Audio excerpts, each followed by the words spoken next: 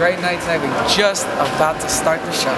Thank you, Look Up, live from Minneapolis on my birthday, on the day my album was born. Lots of things being birthed. Love you. Thank you, Hype. Let me get in that magazine, man. Yeah. Come on, bring it in, bring it in, bring it in. Yeah, come on, y'all.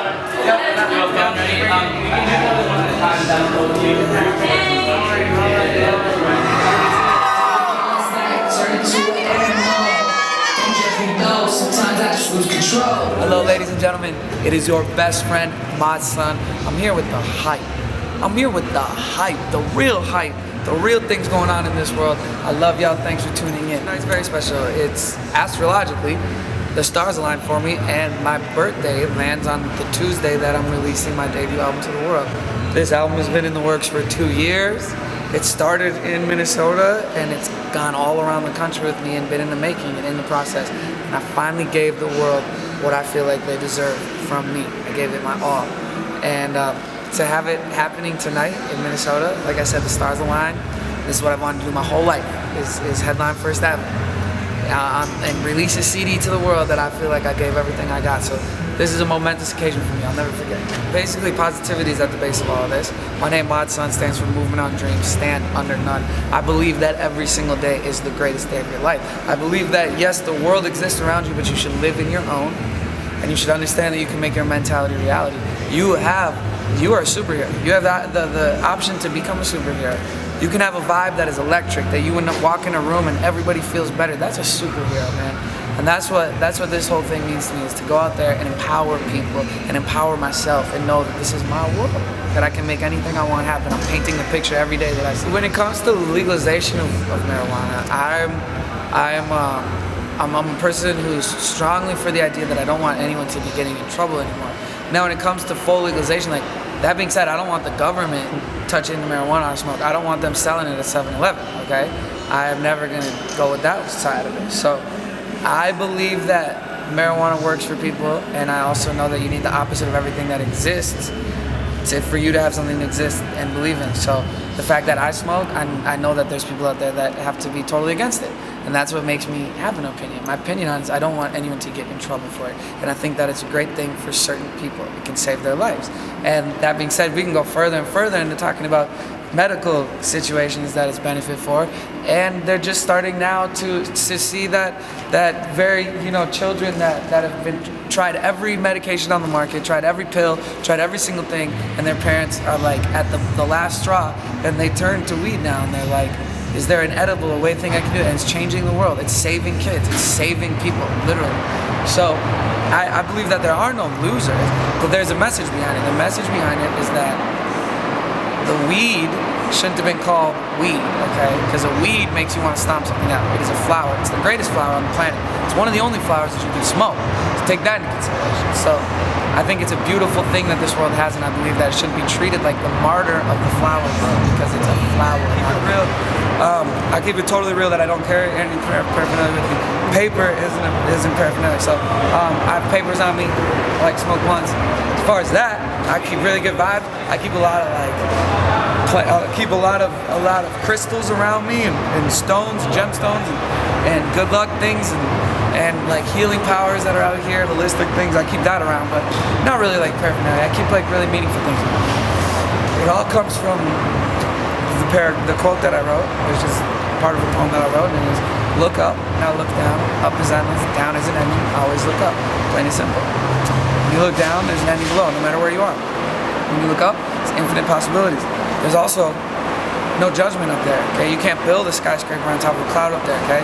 All that stuff that you see in the air, that's all been like that since day one. All this down here, this has been man-made, okay?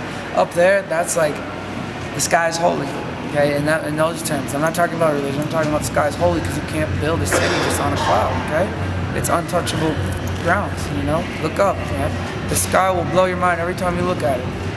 But most influential to me is having Travis Barker play drums on a song, because I grew up with posters of him all over my wall, and I stand firmly behind the fact that if you can inspire your inspirations, that's the goal. It's not to meet your inspirations and go, la, la, la, la, la, la, you're so great, you're so much different than me. It's to inspire them back and say, well, I'm a product of you, and be proud of me as well. And Travis is very proud of me.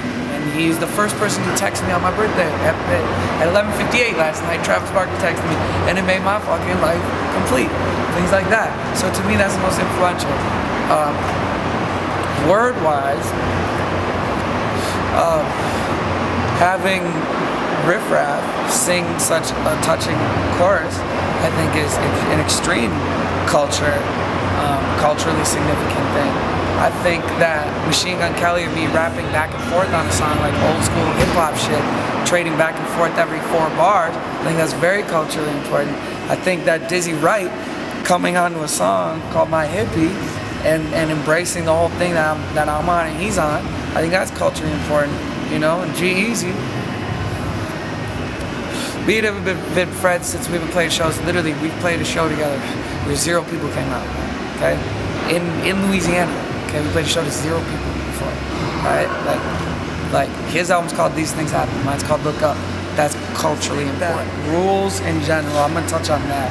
I think rules are applied to people doing bad things. I think if you're doing bad things, you need rules. I think if you are a type of person who is out here doing good for the world, you can scratch out having rules. And you shouldn't feel bad about doing things, because if you're doing things and you are doing them from a basis idea of being a good person, then you're never gonna hurt the world. So I just think that everybody should have their own guidelines to live by. I don't think that we should be governed by like someone telling you how to live, blah, blah, blah. We're human beings, we're fucking well enough to process this stuff ourselves, and we have been for a long time. So it's a beautiful thing to know that in this world you can create your own world, and that rules are for you to have for yourself. And if you get to a certain point, like where I am, I know that I am not out here to do harm to the world. I'm out here to do good and to do a service, and that means I have no rules, because I'm not doing anything bad. I'm only doing good things. Yeah, I mean, I'll say like this: like I'm a poet from a standpoint of when I write my music, it's like written from a standpoint of poetry. So like things like saying my favorite shirt is my skin. I'm in love with myself. Every flaw is really beauty owned by nobody else. My favorite shirt is my skin. I'm in love with myself. Feeling sexy ain't determined by the size of a belt. And you look good in makeup, but I like au naturel. See, I think everyone is beautiful. My favorite shirt is my skin. I'm in love with myself. Every time I look into the mirror, I melt. My favorite shirt is my skin.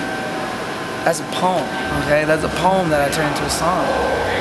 So that's where I come from, man. It's right there. So check out that song on the album, My Favorite Shirt is My Skin. And just know, no matter the amount of negativity you're presented with, 5 minutes from now could be your best moment. That's a fact. Don't fight that fact. I just want to thank you for making me happy again. It's changed me. Love you. This is Little Steve from the Friend Base wishing my hippie mod son a very happy birthday. Happy birthday, my Happy birthday. Happy birthday, my hippie. Hope you have a bomb-ass night tonight celebrating Minnesota. Baby. Birthday, my son. Living that dream. When I see you in my city, I'll say, what's up, my hippie? Which reason up?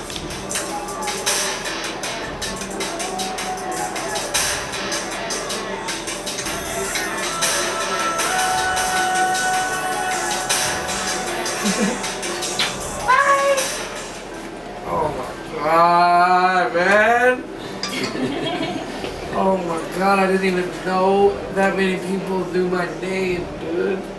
Holy shit, these are tears of joy, by the way, everyone. These are tears of joy. That is incredible.